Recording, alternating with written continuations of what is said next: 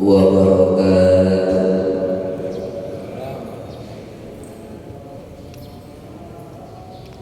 Bismillah, alhamdulillah,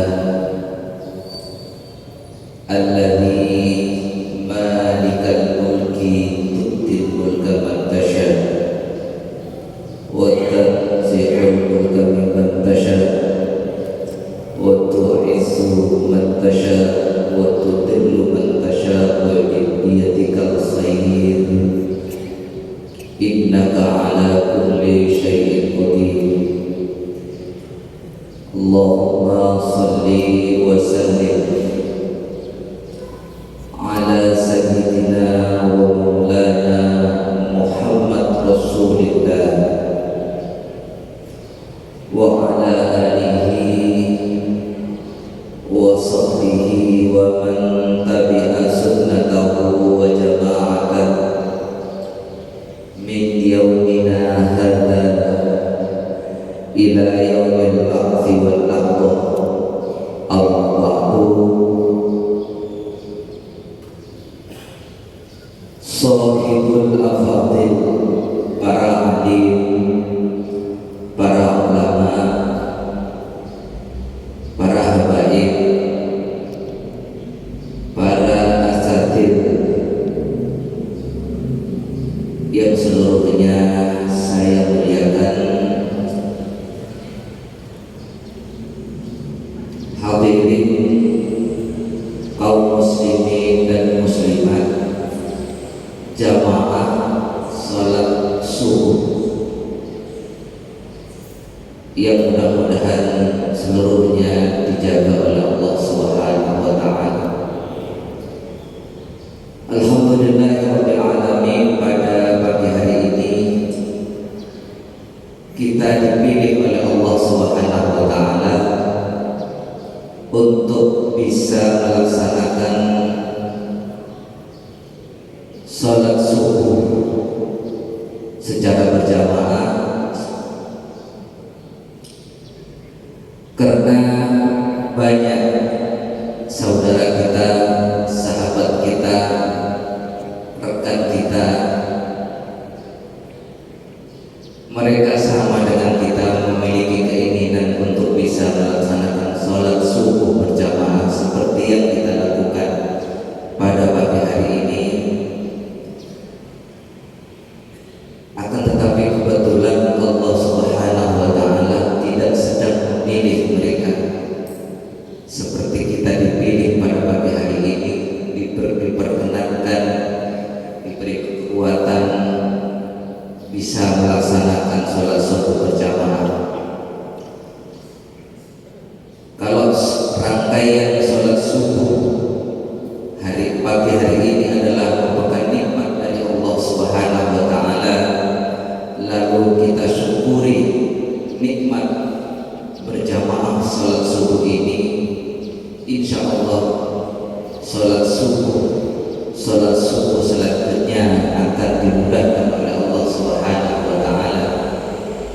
Seperti Allah sendiri berjanji, apabila nikmat-nikmat yang Allah anugerahkan kepada kita lalu kita mampu berterima kasih kepadanya, maka nikmat-nikmat yang lain akan terus dihadirkan kepada kita semua. Kemudian sholawat wa salam mudah-mudahan tetap kita haturkan kehadiran baginda Nabi besar Muhammad sallallahu alaihi wasallam, di mana beliau di dalam sejarah telah terukir dengan tinta emasnya karena keberhasilannya mengikis habis tatanan kehidupan jahiliyah menuju ke jembatan Islam di bawah naungan Al-Quran dan Al-Hadis. Hadirin kaum muslimin dan muslimat, jamaah sholat subuh yang dimuliakan oleh Allah Subhanahu wa taala. Insya Allah hari ini hari yang ke-10 bulan Ramadan, artinya kita telah melaksanakan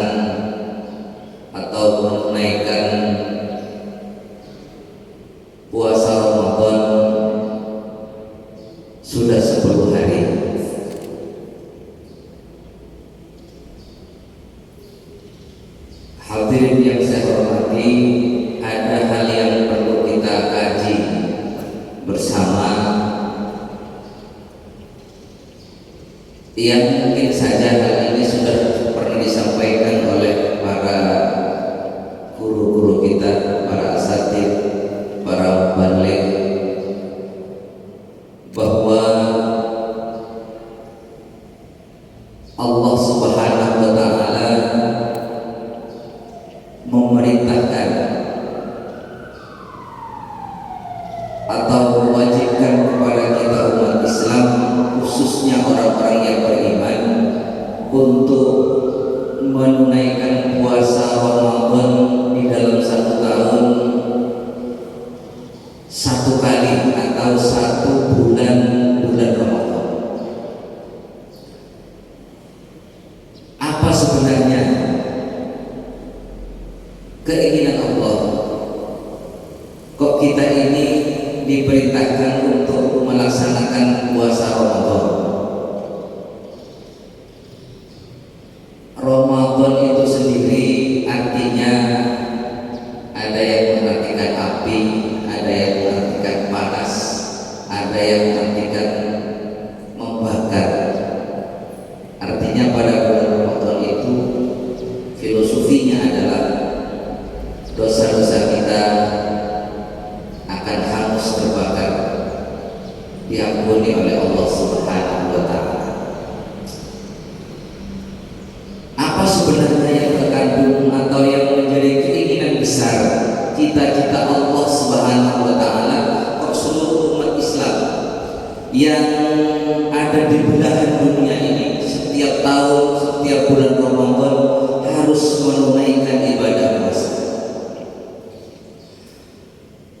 Kalau kita lihat dari ayat yang menyatakan atau mengandung perintah puasa Ramadan, di ujung ayat itu Allah mengakhiri dengan ayatnya la'allakum tattaqun. Puasa diwajibkan kepada kita semua, ujungnya atau visinya adalah agar manusia ini menjadi orang-orang yang takwa kepada Allah Subhanahu wa Ta'ala. Apa sih sebenarnya takwa itu? Kok sampai Allah ini untuk menciptakan manusia-manusia yang bertakwa kepada Allah itu sangat serius, bahkan diadakan bulan khusus selama satu tahun itu yang disebut dengan bulan Ramadan.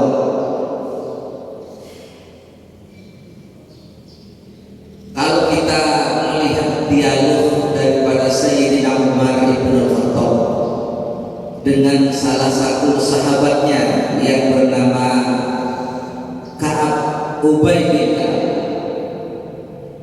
Satu ketika Umar ibn Khattab ini bertanya, mengajukan pertanyaan kepada sahabatnya Ubay bin Ka'ab ini tentang takwa.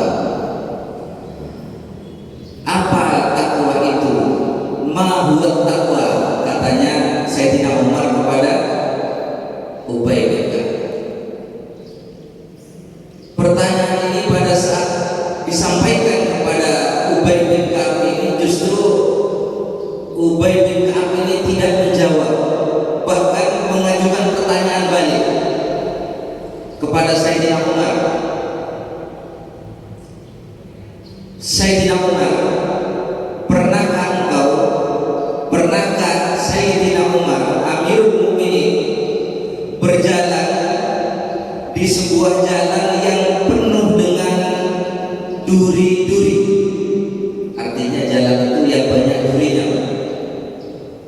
Atau kalau sekarang tidak perlu duri, mungkin jalan-jalan yang sulit yang bisa membahayakan kepada orang yang lewat di jalan itu. Maka Sayyidina Umar menjawab, iya, saya pernah lewat di jalan yang penuh dengan duri. Lalu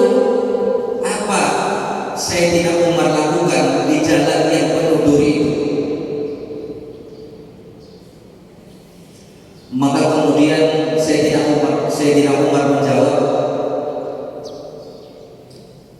saya berhati-hati ketika meletakkan kaki saya di jalan yang menunduri itu, baik yang kanan maupun yang kiri, agar kaki saya tidak kena atau tertusuk duri-duri yang tajam itu.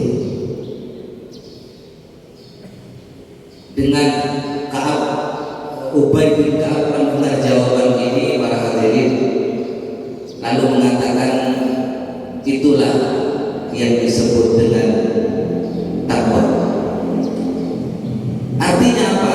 Takwa itu adalah al-ikhtiyar, berhati-hati.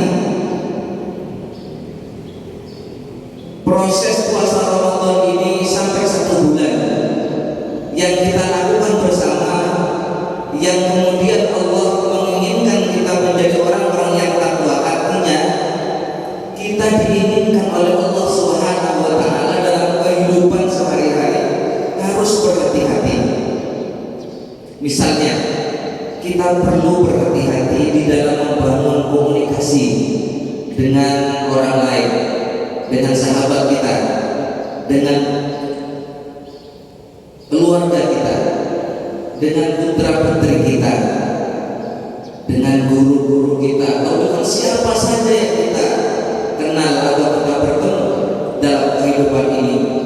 Perlu komunikasi yang kita bangun adalah komunikasi yang menghadirkan manfaat, menghadirkan sebuah kenyamanan dalam berinteraksi dengan masyarakat yang lain. Jangan sampai komunikasi yang kita bangun dengan orang lain justru akan menghadirkan kemudaratan, mafsadah. Ada orang-orang yang kita sakiti dalam proses komunikasi kita sehari-hari. Ini salah satu contoh berhati-hati dalam kehidupan sehari-hari. Makanya Allah Subhanahu wa taala menyebutkan orang-orang yang khusyuk itu adalah bukan orang yang tidak pulang-pulang di masjid 24 jam misalnya, tidak pulang di masjid ini, bukan itu. Tapi Allah menyebutkan di dalam Al-Quran, alladzina yadunnuna ala mulaqu ala rabbihim, orang-orang yang menyangka, yakin bahwa dimanapun kita berada, di situ kita bersama-sama dengan Allah Subhanahu wa taala, yang kemudian dalam bahasa hari ini disebut kecerdasan spiritual. Hadirin yang saya hormati, kaum muslimin, jamaah salat subuh yang dimuliakan oleh Allah Subhanahu wa taala. Lalu kita ini hidup di masyarakat ini tidak sendirian. Di sekitar kita ada udara, di sekitar kita ada tumbuh-tumbuhan, ada binatang-binatang ciptaan Allah Subhanahu wa taala. Ada air, lautan misalnya, atau ada yang lain-lain. Artinya apa? Sebagai orang-orang yang takwa, atau tanda-tanda orang yang takwa kepada Allah Subhanahu wa taala, kita bersikap terhadap lingkungan atau menyikapi lingkungan, keberadaan apa yang ada di sekitar kita itu dengan sikap yang baik, tidak merusak. Jangan sampai kita sebagai makhluk Allah, orang-orang yang beriman kepada Allah Subhanahu wa taala, Allah menjustis, menvonis kita menjadi orang-orang yang merusak keadaan alam yang telah Allah ciptakan. Lalu selanjutnya, kenapa Allah ini menginginkan kita menjadi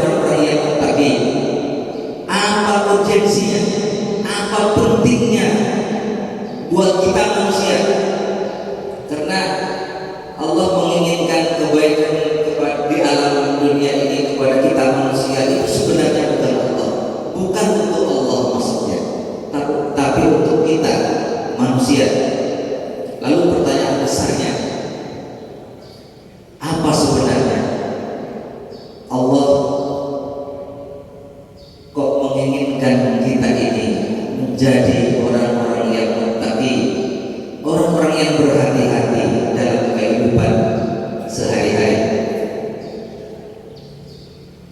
Ternyata di dalam Al-Quran banyak sekali janji-janji Allah kepada manusia-manusia, orang-orang yang beriman, janji sebuah kehidupan yang sempurna, sebuah kehidupan yang sejahtera, sebuah kehidupan yang mungkin bisa disebut baldatun thayyibatun wa rabbun ghafur, atau dalam bahasa Jawa disebut tumakrifah Allah sedawi toto terentang kartora harjo. Banyak sederetan ayat Allah berjanji tentang itu kepada orang-orang yang takwa.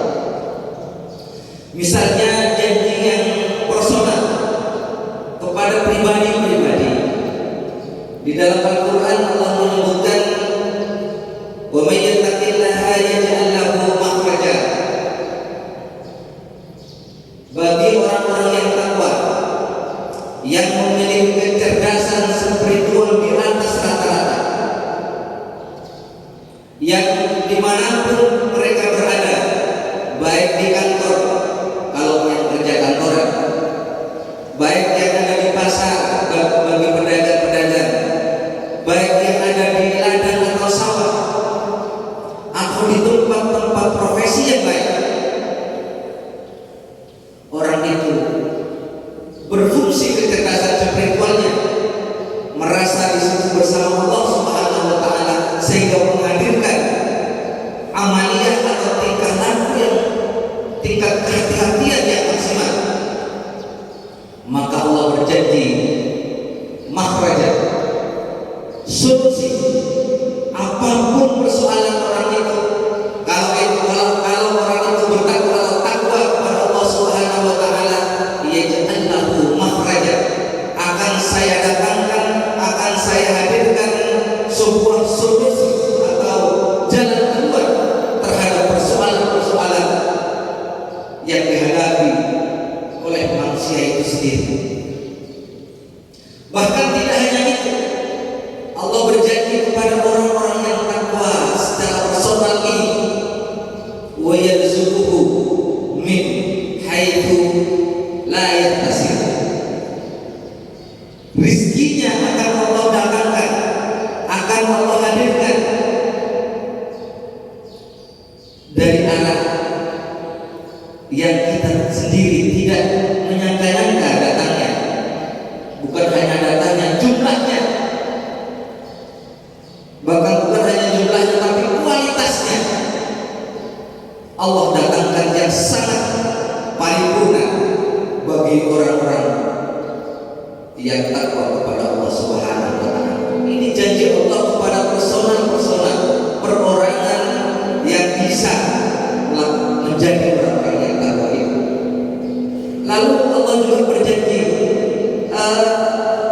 kabar gembira bagi sebuah komunitas, kelompok-kelompok masyarakat yang bertakwa, baik kelompok yang terkecil, misalnya kelompok kampung, RT, atau lain lebih besar lagi kelurahan atau desa, naik lagi bisa tingkat kabupaten, bahkan komunitas bangsa atau negara.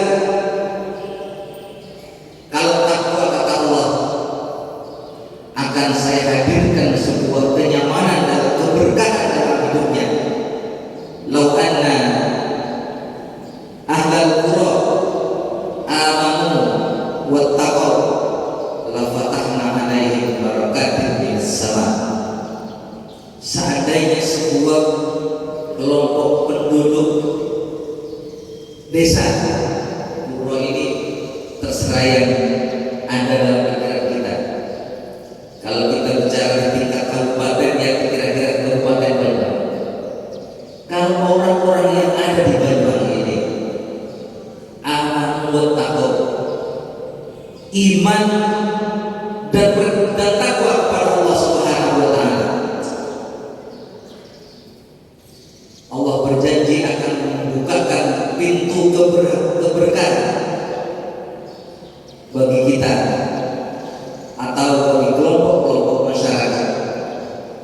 dimanapun kita berada. Hadirin jamaah sholat subuh yang dimuliakan oleh Allah Subhanahu wa Ta'ala,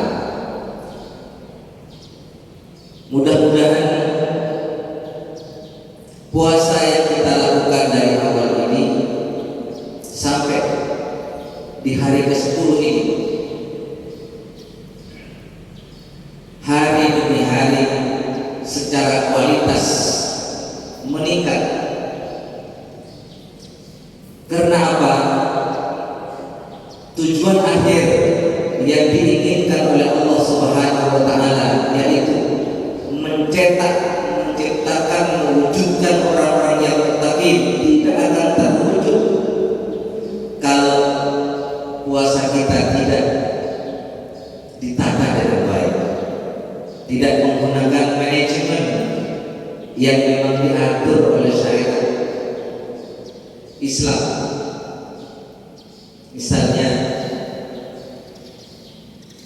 puasa itu secara lughah adalah al-imsak, menahan diri. Apa saja yang harus kita tahan dalam puasa itu? Yang paling dohir, yang paling kelihatan adalah menahan rasa haus dan lapar. Itu tidak terlalu sulit. Menahan tidak melihat barang-barang yang maksiat misalnya, itu bisa diperjuangkan dan bisa ditontonkan kepada teman-teman kita sendiri bahwa kita mampu itu. Menahan diri untuk selalu menjaga terhadap waktunya sholat. Waktu sholat dikerjakan di awal waktu, bukan tepat waktu. Karena sholat zuhur itu dikerjakan pada jam 2 bisa. Tidak salah, tapi tidak dikerjakan di awal waktu. Biasanya Allah Subhanahu wa Ta'ala itu sikap Allah kepada kita terhadap kebutuhan kita, terhadap keinginan kita itu terpenuhinya itu biasanya ikuti gaya kita, bagaimana kita kepada Allah Subhanahu wa Ta'ala. Kalau kita terbiasa sholat di awal waktu, kalau misalnya kita punya kepentingan kebutuhan hari ini, 2 hari sebelumnya, 1 minggu sebelumnya, bahkan 1 bulan sebelumnya, kebutuhan kita sudah ditunjukkan, sudah dihadirkan kepada kita. Tapi kadang-kadang karena kita sholat sering mepet-mepet, zuhur mepet asar, asar mepet maghrib, maghrib mepet isya, maka wajar kalau kadang-kadang kita ini kalau punya kebutuhan hari ini datangnya juga hari ini, itu pun dapat pinjam. Jangan-jangan sikap Allah yang seperti itu memang persis dengan gaya kita kepada Allah Subhanahu wa Ta'ala ketika kita dipanggil oleh Allah Subhanahu wa Ta'ala, kita juga menunda-nunda waktu.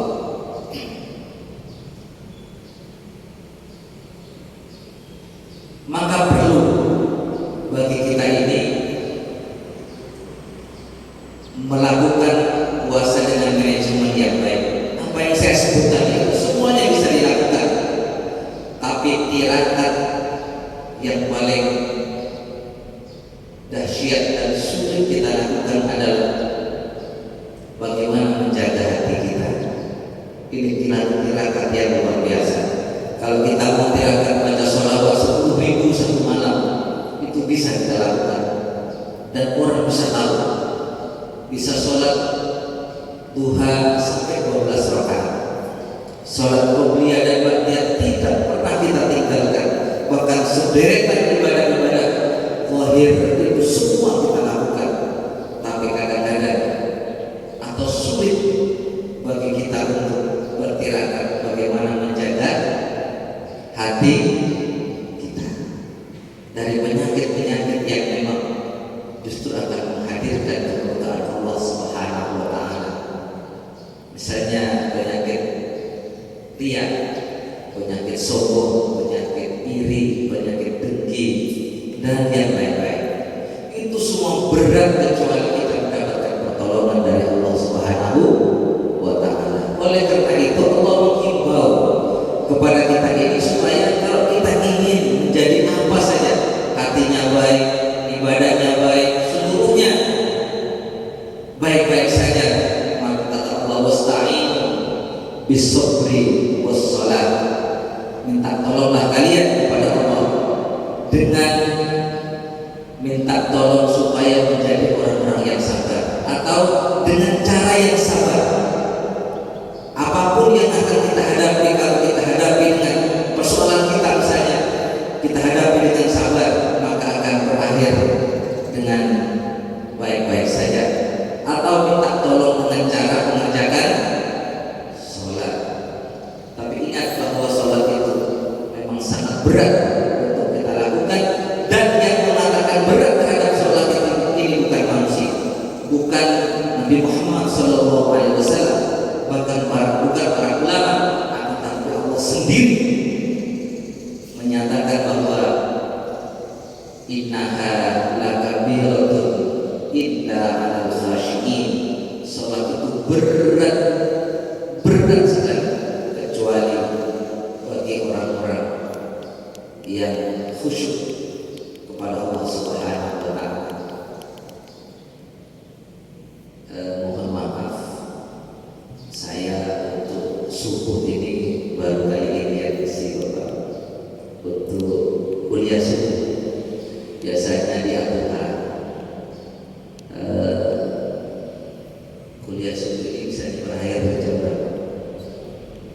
5. Itu masih jam 5 ini. 5 hampir 10 menit. Bapak Ibu yang saya hormati, tadi Allah Subhanahu wa Ta'ala itu mensyaratkan orang-orang yang akan diberi keberkahan hidupnya di samping takwa adalah iman kepada Allah Subhanahu wa Ta'ala. Saya dulu pernah dipanggil oleh guru saya, Kiai Haji Raden Ahmad Fawahid As-Samsul Arifin. Saya diajak ke Jakarta. Pada saat itu saya 1 minggu di Hotel Trisula di Jakarta. 1 malam saya dipanggil karena kebetulan mungkin Kiai guru saya mendengar isu tentang santrinya, yaitu saya. Dipanggil ke kamarnya, saya ditanya oleh beliau, saya dengar kamu ini katanya banyak hutangnya. Kata guru saya, ini luar biasa, kok bisa sampai ke guru saya kalau saya punya hutang. Ya saat itu saya sempat terkenal dengan Ustadz Sirajat karena sempat punya hutang. Agar saya ini profesinya guru, tapi 2 tahun kemarin kurang lebih saya minta pensiun ini, tapi bukan PNS, hanya sertifikasi dan impasi. Tapi saya minta pensiun atau istirahat duluan. Tapi saya juga suka di dunia entrepreneur. Saya sampai hari ini masih aktif di pengusaha, walaupun hariannya hanya tenaga kerjanya hanya setiap hari antara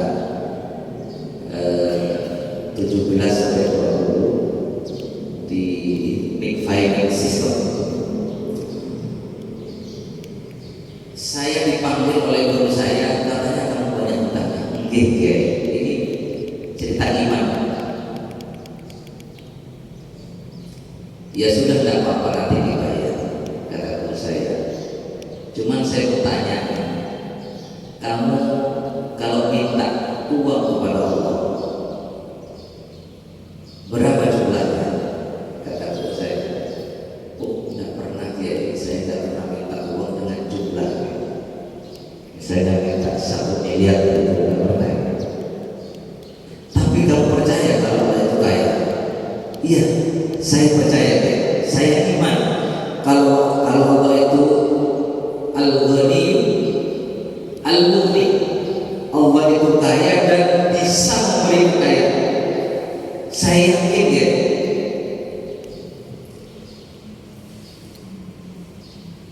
Terus apa buktinya kalau kamu percaya Allah itu kaya? Langit dan bumi dan seisinya itu milik Allah Subhanahu wa taala. Ini jawaban saya kepada guru saya. Apa kata beliau? Itu jawaban kamu ketika masih sekolah. Artinya buat kiai jawaban ini salah. Saya diam saja. Akhirnya kiai melanjutkan dawuhnya.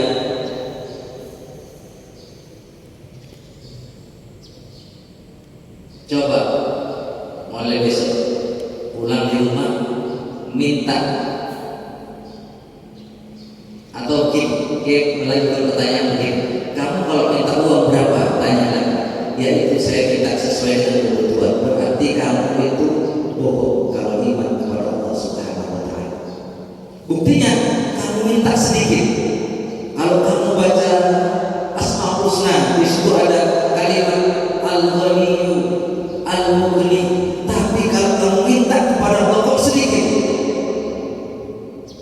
Ayo mulai hari ini latihan, buat bikin doa dengan bahasamu sendiri, minta kepada Allah yang banyak. Buktikan kalau kamu iman kepada Allah Subhanahu wa taala. Salah satu pembuktiannya adalah kalau minta kepada Allah jangan sedikit, karena Allah itu kalau diminta semakin banyak kita minta kepada Allah, Allah semakin senang. Justru Allah ini cemburu kepada kita terhadap keimanan kita. Kalau kita minta ini sedikit, buat orang ini, saya ini kaya, minta sedikit sama saya. Akhirnya atas petunjuk guru saya ini, saya pulang ke Banyuwangi, di rumah bikin doa, karena saya ini orang dalam Lembang, orang Madura. Saya ini orang Madura, sehingga saya mau bikin doa pakai bahasa Madura. Ya Allah, ampuni dosa saya, ampuni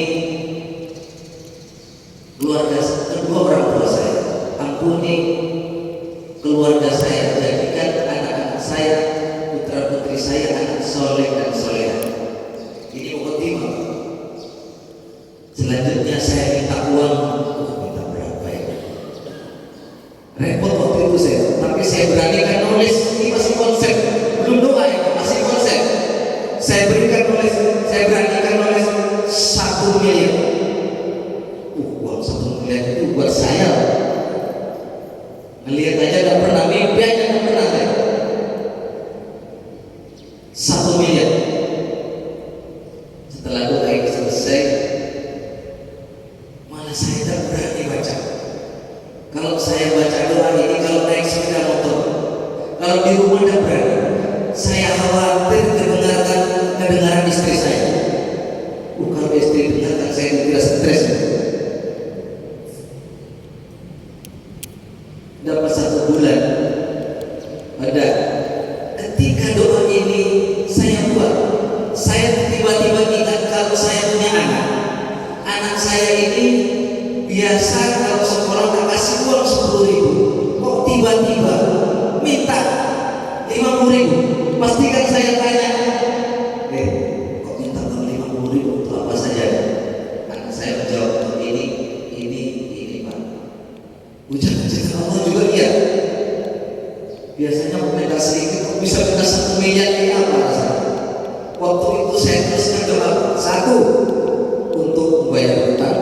Yang kedua, untuk kepentingan dakwah Islam.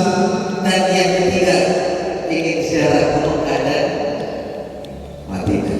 Ini alasan saya, tidak doa saya. Begitu 1 bulan dan doa ini sudah saya baca jarang-jarang, karena masih amatir. Kedengaran orang di sekitar saya. Saya suan ke guru saya pas waktu itu pimpinan. Ada teman saya ketemu namanya Ustaz Zulkarnain Kalibaru. Barangkali ada yang tahu. Beliau isi pengajian intian pada malam hari itu. Soal ke Kiai, sudah makan kata Kiai? Belum, ini Zulkarnain temani makan bersama. Habis makan, Kiai begini sama saya, minta berapa sama Allah Subhanahu. Kiai mesti ingat, tanya itu saya malu aja. Apa? Jawab saya, Kiai, saya minta sudah luar biasa banyak Kiai. Saya minta 1 miliar sama Allah Kiai. Nah itu bohong kalau Kiai yakin kepada Allah kalau Allah itu kaya. Buktinya kalau minta masih minta sedikit. Tapi dan saya ubah. Alhamdulillah setelah 3 bulan saya ini kedatangan teman dari Surabaya menawarkan uang 1,4 miliar. Lalu saya sebutkan sama Allah, ini pinjaman tanpa bunga, tanpa jaminan. Oh, saya punya jaminan aja tumbang suki. Kok ada uang tanpa jaminan ini bisa datang, itu seperti apa ya? Akhirnya saya sebutkan sama Allah, saya minta Gusti itu untuk bayar hutang yang datang hutang lagi. Dalam perjalanannya saya ambil uang ini 480 juta yang lainnya saya ambil karena ini hutang. Saya tum sama teman-teman di Kalipuro itu ada yang 5 juta, ada yang 10 juta, yang 12 juta. Bahkan teman saya yang sekarang jadi bendahara saya di KBCK itu Kecamatan Kalipuro operasi habis 12 juta saya bayar karena saya senang dengan uang ini. Ini pinjaman yang saya minta itu mau bayar hutang, mau hutang lagi ya. Nah ini terkait dengan iman, jangan sekali-kali kita sujud kepada Allah Subhanahu wa Ta'ala karena Allah sudah berjanji di dalam Al-Quran, ud'uni astajib lakum, mintalah kamu kepada saya kasih. Ketika saya mau dikasih oleh Allah, saya sujud. Ternyata uang ini kan langsungnya katanya nanti kalau sudah 2 tahun, begitu 2 tahun datang itu ngambil angsuran, saya kasih 2 juta pertama, paginya datang lagi, Ustaz kalau langsung jangan banyak-banyak. Kok bisa begini? Langsung sampai 4 bulan 500. Setelah itu ada orang bawa uang suruh tanda tangan, ternyata uang ini adalah uang hibah. Coba kalau saya tahu ini uang hibah 1,4 miliar saya ambil semua. Makanya kalau kita sudah minta kepada Allah harus yakin, husnudzon kepada Allah. Apapun tanda-tandanya pasti Allah memilih. Tapi kalau merasa minta, kalau tidak merasa minta, datang tiba-tiba orang kasih uang pinjaman, pinjaman ini ujian. Tapi kalau sudah merasa minta kepada Allah Subhanahu wa Ta'ala, yakinlah Allah berjanji kalau kamu minta saya kasih. Astajib lakum. Tapi walaupun uang itu tidak saya ambil, Allah ganti yang lain. Perusahaan saya kerannya dibuka oleh Allah Subhanahu wa Ta'ala. Bukan hanya itu, pipanya diganti yang besar, sehingga semua persoalan saya tetap Allah selesaikan dengan cara Allah Subhanahu wa Ta'ala. Dengan cerita ini sebenarnya Kiai kasih beberapa hal ke saya. Lalu kemudian saya terinspirasi tahun 2014 mendirikan pesantren entrepreneur, pesantren calon pengusaha. Sampai hari ini sudah angkatan keempat, angkatan kelima, dengan tema Islam sebuah solusi, cara mudah menjadi pengusaha sukses menurut Al-Quran. Dan gara-gara materi yang diberikan oleh guru saya ke Pak ini juga, katanya hasil istiqoroh ya Zadid ya Kiai Haji Raden Ahmad Ghazali Ibrahimi, saya diminta untuk memberikan perkuliahan kepada mahasiswa di Universitas Ibrahimi untuk semester 8 dan 9 dengan materi membangun jiwa santri entrepreneur mandiri dan Jadi maunya kiai kalau santrinya datang walaupun S2 itu ijazahnya ditaruh, jangan difotokopi sebanyak-banyaknya untuk melamar pekerjaan, tapi taruh ijazah dengan ilmunya, ciptakan lapangan kerja. Itu maunya beliau hari ini. Makanya setiap ada semester 8 pasti saya berikan materi Islam sebuah solusi, cara mudah jadi pengusaha sukses menurut Al-Quran. Siapa siswanya? Apakah harus lulus SMA atau latar belakang pendidikan apa tidak? Persyaratannya masuk dalam pesantren entrepreneur. Diskusi tentang kewirausahaan adalah syarat mutlak orang-orang yang bangkrut, orang-orang yang usahanya tidak jelas, orang-orang yang ingin ekonominya bangkit dalam rangka untuk menegakkan dakwah Islam atau menegakkan agama Allah Subhanahu wa taala. Karena pesan guru saya di S1 dulu, saya nuntut 4 tahun, Jom, kalau kamu besok pulang mau jadi kiai yang kaya sih, yang kaya dulu, Jom. Apa artinya? Biar kehadirannya di tengah-tengah masyarakat, baik sebagai apapun, itu menjadi solusi kepada masyarakat, tidak menjadi beban masyarakat. Dan ini senada dengan Rasulullah Shallallahu Alaihi Wasallam 14 abad yang lalu sudah memprediksi atau mengingatkan kita, kata al-faqru ayyakuna kufra, kefakiran, kemiskinan itu mendekatkan kita kepada kekafir. Oleh karena itu harus bangkit kita secara ekonomi. Kalau tidak, kita terus akan menjadi penonton di mana? Di negara sendiri. Saya ini sampai hari ini sudah 2 tahun 3 tahun menjadi ketua MWCNU Kecamatan Kalipuro Tanfidian. Sejak saya mimpin NU di Kalipuro, belum satu pun ranting saya minta sumbangan walaupun Rp5 per hari. Belum satu sirkulas pun beredar pada masyarakat Kalipuro. NU minta untuk kepentingan NU. Tapi NU hari ini tingkat Kalipuro kira-kira kasnya turun naik di angka 100 juta. Kegiatan jalan terus sampai Ramadan setiap malam. Ini tadi malam sudah malam ke-7. Nanti malam-malam ke-8 di lingkungan Kecamatan Kalipuro. Bahkan insya Allah paling lama 5 bulan atau 1 tahun paling lama kita Kalipuro sudah MWCNU punya ambulan gratis. Karena hari ini sudah punya BFTN, Baitul Mal wa Taqwid, yang dulu modalnya hanya 400 juta, hari ini sudah 1,4 miliar.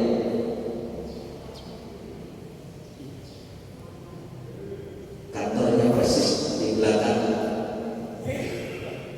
kantor NU. Bapak Ibu yang saya hormati, sedikit lagi tentang iman.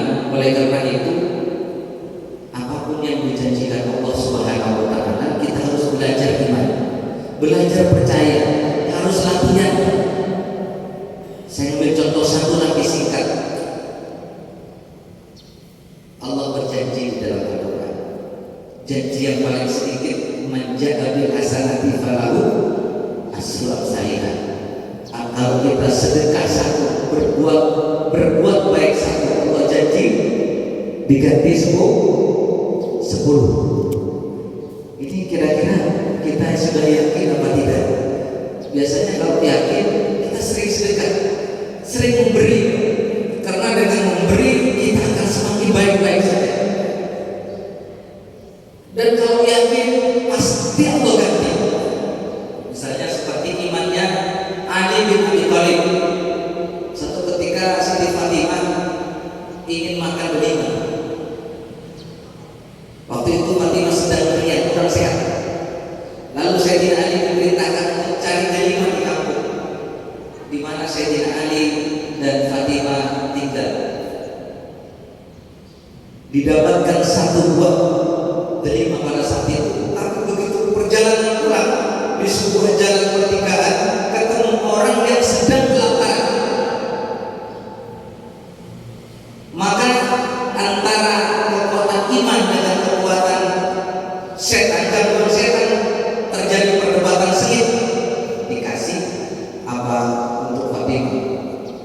Tapi karena Sayyidina Ali kekuatan menjaga bil hasanati falahu asrul salihah menang, dan delima diberikan kepada orang itu. Pulang ke rumah, ketok pintu, ditanya oleh Fatimah, Sayyidina Ali, apa sudah dapat delima? Oh iya, tadi saya dapat satu. Terus cuma di perjalanan ada orang yang membutuhkan, lalu saya kasih.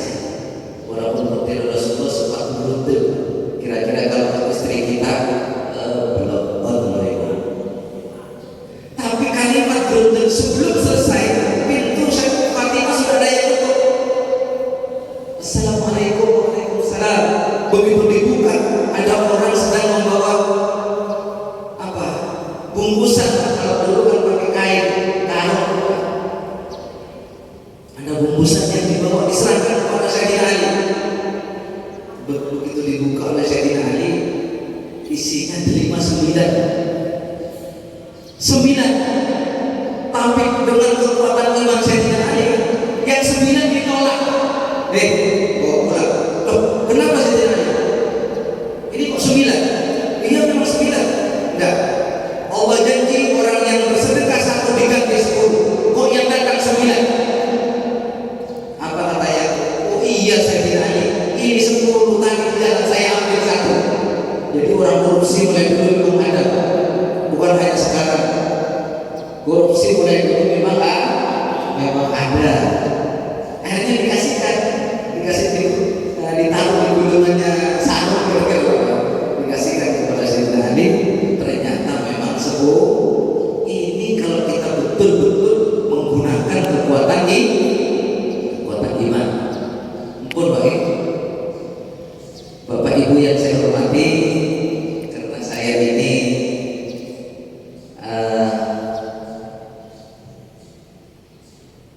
bukan orang-orang yang pantas sebenarnya untuk bertausiah. Ini menurut saya bukan tausiah, tapi ini berbagi cerita saja, dan nanti bisa dilanjutkan di darat. Barangkali ketemu di mana yang silaturahim ke rumah monggo antar kelurahan lurus, nanti ada pesantren, ada kafe pusat, kafe MU Nusantara. Nah, di jalan itu kemudian ranting MU-nya sudah lunas. Ada kios tanpa hias atau tulisan big farming system, pertanian organik terpadu berbasis peternakan. Itu kanan jalan dan musolanya itu rumah saya. Monggo sahabat-sahabat, saudara-saudara kaum muslimin yang barangkali pagi karena sering untuk olahraga sekarang itu bisa ngopi bareng di rumah. Saya punya kopi namanya kopi jantan. Jadi kalau sampai ada kopi lanang, tapi kalau semua sudah lanang semua, tapi belum tentu jantan. Tapi saya punya kopi jantan. Monggo nanti kopi di lantai 2 kafe Nusantara yang saya punya dulu. Kurang lebihnya mohon maaf. Barangkali apa yang disampaikan ini ada di sana sini ada kekurangan, sebesar-besarnya saya mohon maaf. Kurang apabila mudah-mudahan apa yang saya sampaikan ini ada manfaat dan barokah, dan terus kita dijaga oleh Allah, menjaga orang-orang yang semangat untuk mendekatkan diri kepada Allah Subhanahu wa taala. Demikian, wallahul muwaffiq ila aqwamit thoriq. Wassalamualaikum